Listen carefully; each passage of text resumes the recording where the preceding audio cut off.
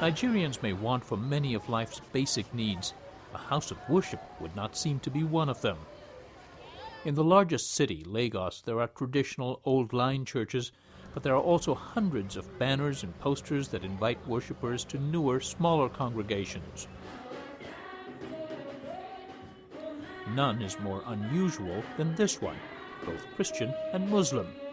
Hallelujah. Hallelujah. The lectern holds both Koran and Bible, and invocations come loudly from both.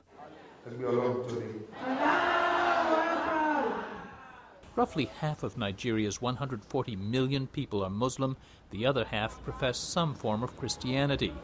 It's been a political fault line over the years, and tensions have often erupted in deadly violence.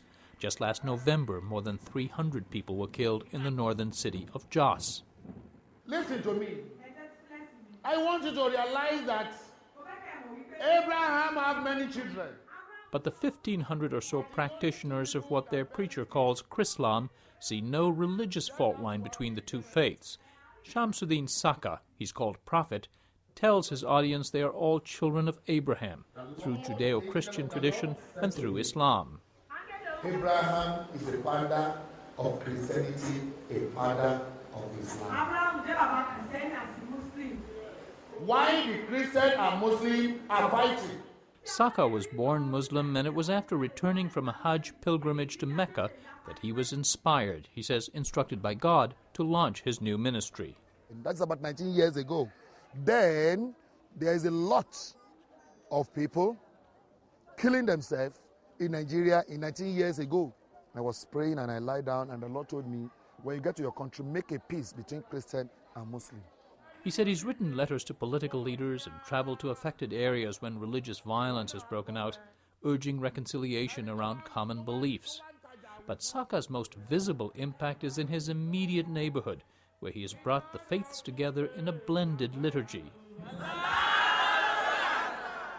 It begins each Sunday morning with Quranic prayer in an open floor that, like a mosque, has no pews.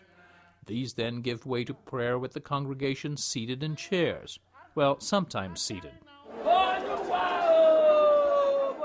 This prayer is intense, a trance-like frenzy similar to a Pentecostal Christian service. It reaches a climax with a sermon from Saka that on this day took almost 2 hours. Hallelujah. Hallelujah. Let's be alone today. As different as Christianity and Islam are, there is some common ground. The Bible, concentrates on teachings of love.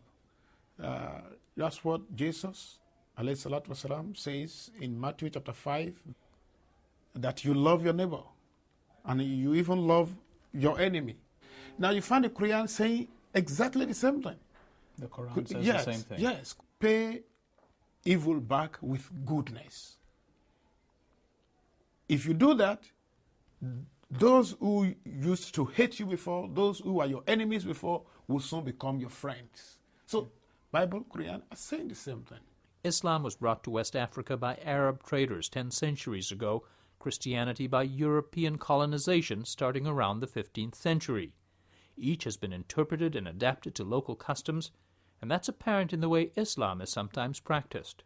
According to Islam, the Prophet Muhammad was the final prophet, but certainly not the only prophet, and they believe in Jesus and all of the other prophets of Judaism and Christianity that came before the Prophet Muhammad. So it's nothing foreign to a Muslim to believe in Jesus, to pray in Jesus, or some of the other prophets, to light a candle for the Virgin Mary, for example, as I've experienced Muslims do in churches in Senegal. They believe in some cases in various African countries of what I've called a spirituality without boundaries. In a land where spirituality is a dominant force in people's lives, she says economic hardships may also push people to try new ideas. Nigeria has vast oil wealth, but only a few have benefited. Per capita income is about $850 a year, for example, and life expectancy a mere 45 years. If they're poor, if they're suffering from HIV/AIDS, if they're trying to understand a changing political situation, finding a new religion is one way of coping with the situation, of looking for new leadership, of trying to have control on their own through prayer, through different rituals, of something that may not necessarily be controllable. Many who come to Chrislam are praying for what Saka calls deliverance, from illness, for example. Kawa Khaled Adakunji, who was born Muslim, came to Chrislam 15 years ago when she couldn't have children. I now have children. I came and saw that miracles are performed here. Those who didn't have children have children. Those who were lame are walking, and the blind are now seeing.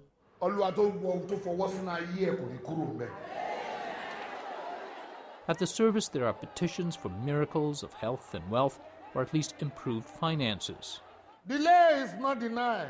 Delay is not denial, Saka tells his congregants as he urges prayer and patience. Some people do come up to testify to miracles in their lives, a child conceived or a business deal. Such deliverance is mostly associated with Christian churches, but Saka says it's not foreign to Islam. Islam is a religion of peace, of love, of miracle. When you're talking about miracle, Islam is a miracle himself. The founding of the Koran himself is a miracle.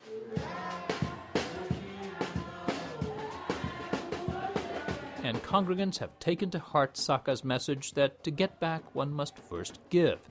But he denies that he personally benefits from these gifts. His fortune came long before the call to ministry, he says, from a real estate business. The Hummer he drives was a gift from 2 followers whose petitions were answered. Do you like it?